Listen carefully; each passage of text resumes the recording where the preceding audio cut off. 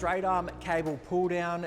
Now, it doesn't really matter what handles or grips you use, whatever gives you the best connection to your lats and allows you to stay in control of the movements and really get in that stretch position, which we'll go over in a second. So whether it's a straight bar, prone bar, wide, narrow, or even some ropes, whatever gives you the best connection.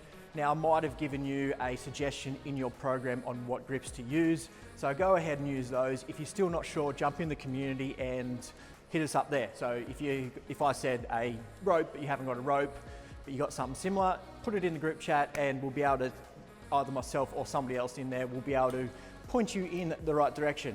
Now, I don't really like this cable machine because it doesn't go very high, and I'll show you why that can be a problem in a second. So basically, I'm going to come back, pushing my hips back so my back is flat. Now, the weights are off the stack, so in this position here, I'm going for a big stretch through my lats and my shoulders and even my mid traps as well, depending on how tight you are through that T-spine. You're going to get a good stretch in this position. So I've got a really good stretch. That weight is really pulling my arms up. Try not to bend those elbows. So as soon as we bend those elbows, you're going to lose those lats and not be in this stretch position. Now again, I don't like this machine here because I have to come right down here to get that weight stack off. Okay, I would like to be up here a little bit, but I can't be. So obviously the setup is going to be a little bit different for you. Again, your limb size might change your setup a little bit as well. So just do the best you can to get in this stretch position before you even start. Again, I've got that weight stack off the weight, so the weight is on my shoulders, through my lats, and I'm getting a really big stretch. So I'm arching that lower back, pushing my belly button to the ground, pulling that weight off the stack, so I've got a really big stretch. Now maintaining my core and then pulling that weight down. Okay, slow and controlled back up into that stretch position. Okay, one more time. I'll try and do a better demo than that one. Setting up nice and tight and pulling straight arms down. You can even just come up a little bit so you can get that little bit of an extra stretch. So from this position, setting up nice and tight through the core, trying not to pull it down with your body weight and do that one, okay? So maintaining that stretch position, nice tight core and pulling down, coming up just that little bit to pull it down, that little bit further, slowly and controlled back up into that starting stretch position, and then again, pulling down just like that. Again, things to look out for is actually just in this stretch position, we don't want to use momentum to initiate that weight.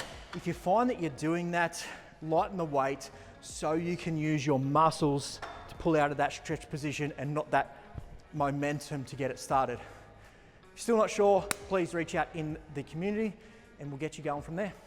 If you are looking for a workout program that's going to cover all your health and fitness bases, strength, endurance, cardio, recovery, stretching, everything that you can even think of, this program is the love child of our podcast. If you didn't know, Mac and I have a podcast. We release one episode each week. We do a bunch of research on certain topics to do with health and fitness. We also get a bunch of guests on as well that are working in the health and fitness industry. So I combined all that information and put it into this program. This is a continuous program. One thing I do hate about other PTs, influencers, people online, they sell programs and it's an 8-week program or a 12-week program that builds muscle. That's awesome, but what happens after that? Each phase is different. So we go through muscle building, strength building, fitness, endurance. So we build all that over the year and then we start again.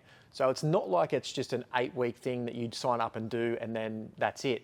It's going to continue through. I actually put a bit of thought into what you're going to be doing next year, next winter, next summer, all that sort of stuff. So it's going to continue through and you don't stop working out. You don't stop working on your health and fitness. I did try and make this as cheap as possible. It's $44 a month. Now, if you can't afford that, you're going to have to go out and do all the research for yourself to put into a program that never ends. But on the plus side as well, you get access to the app and the community. On the app, you're going to track all your lifts. So every time you come back to doing a back squat, you're going to have your previous results there so you can continue progressing that over time. And that's with every single lift, every single cardio workout, every single challenge that you do on the app as well. If you're still not convinced and you don't think it's the right program for you, like I said, jump on, give it a go.